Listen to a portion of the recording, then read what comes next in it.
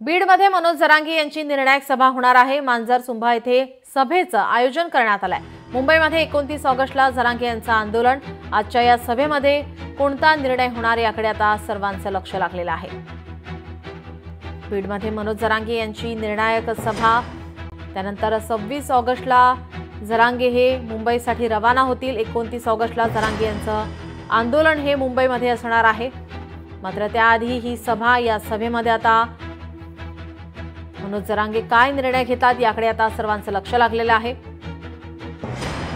आपले प्रतिनिधी हरिदास तावरे आपल्यासोबत जोडलेले आहेत। हरिदास, मनोज जरांगे यांचा 29 ऑगस्टला आंदोलन ही मुंबईमध्ये धडकणार आहे। मात्र त्याआधी आपण पाहतोय ही सभा होणार आहे, महत्त्वाची ही सभा।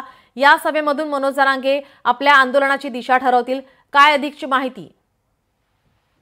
नक्कीच नीलम, या ठिकाणी सांगता येईल की गेले अनेक दिवसापासून मराठा योद्धा मनोज जरांगे पाटील हे मराठा समाजाला आरक्षण मिळावं याच्यासाठी अनेक वेळा प्रयत्न करतात, आंदोलनं केली, उपोषणं केली। मात्र हा मराठा आरक्षणाचा जो तिढा आहे तो मात्र या ठिकाणी सुटत नाहीये। गेली अनेक दिवसापासून सरकार मात्र तारखावर तारखा देत असल्याचं या ठिकाणी पाहायला मिळतंय। आणि आज जी आहे ती महत्वाची बैठक या ठिकाणी पार पडणार आहे, कारण 29 ऑगस्ट रोजी मुंबईच्या आझाद मैदानावर मराठा योद्धा मनोज जरांगे पाटील हे त्या ठिकाणी उपोषणाला बसणार आहेत। अनेक वेळा अंतरवली सराटीमध्ये मनोज जरांगे पाटील यांनी या ठिकाणी आंदोलन केली, मात्र त्याचा परिणाम जो आहे तो सरकारवर काहीच झाला नाही। आम्हाला ओबीसी मधूनच आरक्षण पाहिजे असा जो ठाम निर्णय आहे तो मनोज जरांगे पाटील हे घेत आहेत।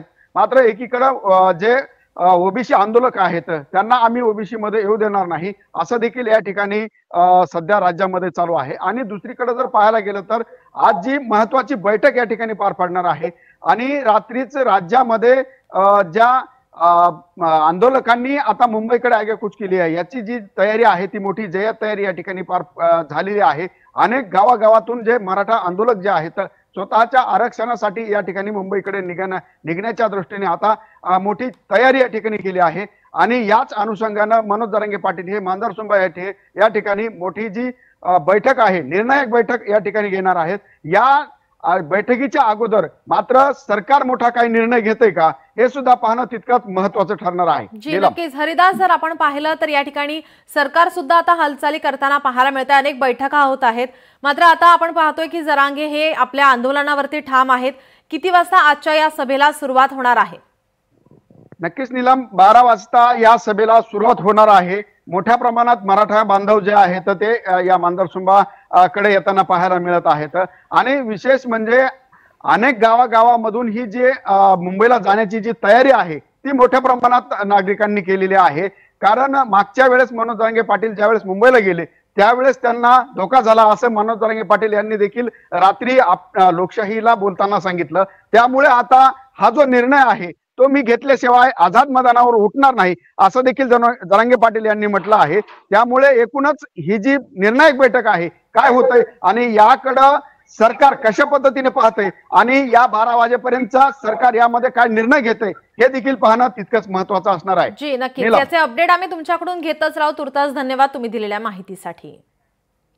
29 ऑगस्ट रोजी जरांगे यांचा मोर्चा हा मुंबईमध्ये धडकणार आहे। आंदोलनाच्या तयारीसाठी आज मुंबईमध्ये सुद्धा बैठक होणार आहे। सकाळी 10 वाजता मराठा कार्यकर्त्यांची ही बैठक होणार आहे। राज्यभरातील मराठा समाजाच्या बांधवांना घेऊन येत्या 29 ऑगस्ट रोजी मुंबईमध्ये जरांगे पाटील यांचं आंदोलन, मोर्चा हा धडकणार आहे। या आंदोलनाची तयारी करण्यासाठी मुंबई शहर, मुंबई उपनगर, पालघर, वसई विरार, मीरा भाईंदर, ठाणे, नवी मुंबई, पनवेल येथील सकल मराठा समाज, मराठा क्रांती मोर्चा, मराठा सेवक कार्यकर्ते आज सकाळी 10 वाजता दादरमधील छत्रपती शिवाजी महाराज मंदिरात बैठक घेणार आहेत।